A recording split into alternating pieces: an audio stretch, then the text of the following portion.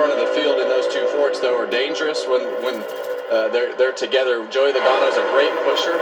So this is going to be an interesting race. And if it does go clean, then we're going to have to start talking about fuel mileage. One thing, there's a lot of youth in that first duel. There's a lot of experience, a lot of veteran drivers in this one.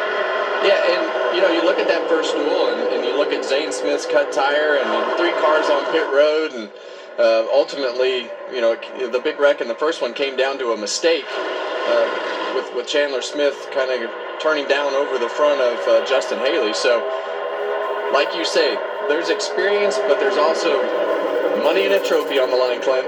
And that experience is aggression. These guys know when to be aggressive and how to push to the max. 10 Fords, 6 Toyotas, and 6 Chevrolets in the second duel.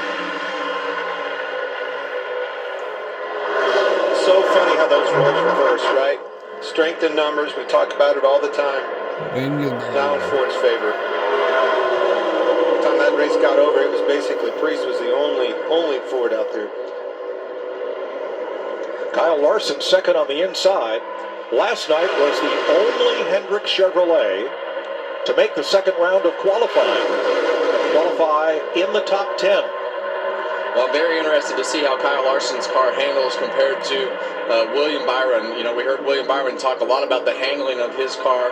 In this race, we heard about Ryan Blaney talking about a different setup in his car. So a lot of different agendas. You're still trying to, win a race and do everything that you can, but you're also, this is when you make the best adjustment for your Daytona 500 car, knowing where the speed is, where the handling is. I know we're going to race in the daylight for the Daytona 500, but tonight is going to give you a great indication of where the speed is, and if you think you're a good pusher, can you be pushed? All the things that you need to dissect tonight in race conditions. There you go. That explains it, Kev. So why are the drivers mid-pack content to just ride right now? It's all about strategy. Well, when you get in these scenarios and you're not in the window that everybody else can be in, you wind up by yourself. And if you're by yourself on the racetrack, you can't make any time. But you want to be able to make the pit stop that you need to be able to make in an amount of time that it takes to take less fuel. So when you take less fuel, the more you save, the less fuel you put in. That's right. And if this comes down to a green flag pit stop, this would have been the way that the first race went too. But we had that quick caution, and we had all these fuel windows open up, and things happen that didn't happen here. Now we've got a third lane.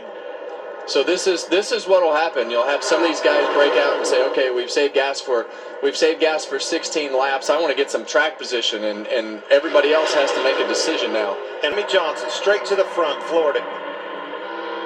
Todd Gilliland with them. New to the 34 this year. And the Penske Ford say, we're going to hold on to this lead. And down to the bottom, Denny Hamlin says, I don't think so. Eric Jones out front. We really watched this unfold for the first time in last year's Daytona 500. And ever since then, it's just been the way. You can't unlearn things, right? Once that technology takes over and you learn how to do it, you cannot unlearn it. It's the way you win these races. Let's talk about that steady throttle position that the Fords have.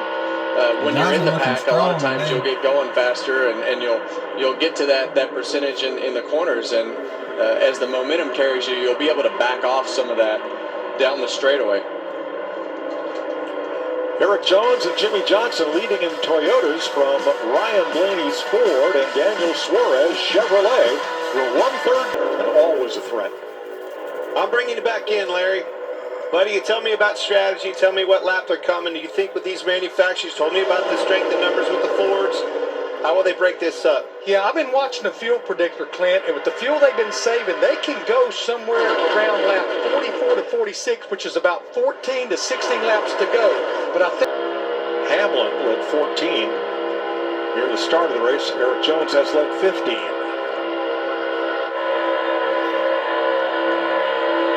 Anthony Alfredo has fought his way up to fourth place. I like him to be as far forward as possible, so when this happens, with whatever scenario that they have on pit road, it's going to come down to the fuel guy.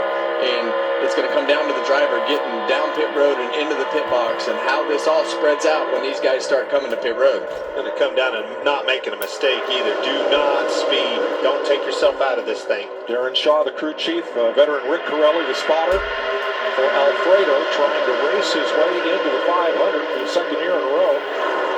Tiny Beer Motorsports out of Michigan. He is the David amongst all.